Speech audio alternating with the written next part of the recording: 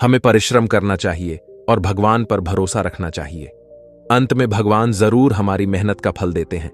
प्रिय दर्शकों, कोवा आगे कहता है कि प्रिय वह दुखियारी अस्पताल में अपने पति को याद करके बुरी तरह से रो रही थी। उसे समझ में नहीं आ रहा था कि संतान के आने की खुशी मनाए या पति के जाने का दुख। शहर के कुछ लोगों ने उसे समझाया, बहन, जन्म और मृत्यु सब विधाता के हाथ में है। इसमें मनुष्य का कोई बस नहीं चलता। परमात्मा जो करता है अच्छा ही करता है। इसलिए जो चला गया उसका शोक छोड़िए और जो आया है उसके भविष्य के बारे में सोचिए। इधर कई तरीकों से लोग उस गरीब महिला को सांत्वना देते हैं। कुछ ही देर में उसने एक सुंदर पुत्र को जन्म दिया। बेटे को देखकर उसका दुख थोड़ा हल्का हुआ। उसने सोचा कि अब मैं इस पुत्र को पाल पोस कर बड़ा करूंगी, यही मेरा सहारा बनेगा। अब वह अपने बच्चे को लेकर घर आ जाती है। नगर के कुछ लोगों ने उस महिला की कुछ दिन तक सहायता की, लेकिन हमेशा कौन मदद करता है। जब कुछ दिन बीत गए तो मददगार भी पीछे हट गए। अब वह अपने बच्चे के साथ बिल्कुल अकेली पड़ गई। वह समझ गई थी कि दूसरों की सहायता से कितने दिन जीवन चलेगा।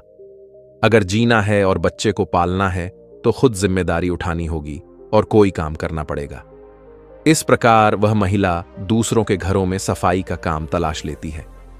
काम करके जो पैसे मिलते थे उनसे वह अपने और अपने बच्चे का पेट पालने लगी। समय के साथ धीरे धीरे उसका पुत्र बड़ा होने लगा। जब वह 4 वर्ष का हुआ तो उसकी मां ने उसे नगर के सरकारी विद्यालय में दाखिला करा दिया। उसने सोचा कि मैं अपने बच्चे को पढ़ा लिखा कर ऐसा बनाऊंगी कि उसे कभी किसी के आगे हाथ न फैलाना पड़े। प्रिय दर्शकों, कोवा आगे कहता है कि प्रिय, मेहनती मनुष्य के लिए कोई लक्ष्य दूर नहीं होता। पढ़े लिखे विद्वान के लिए कोई जगह विदेश नहीं होती और मीठा बोलने वाले के लिए कोई पराया नहीं होता।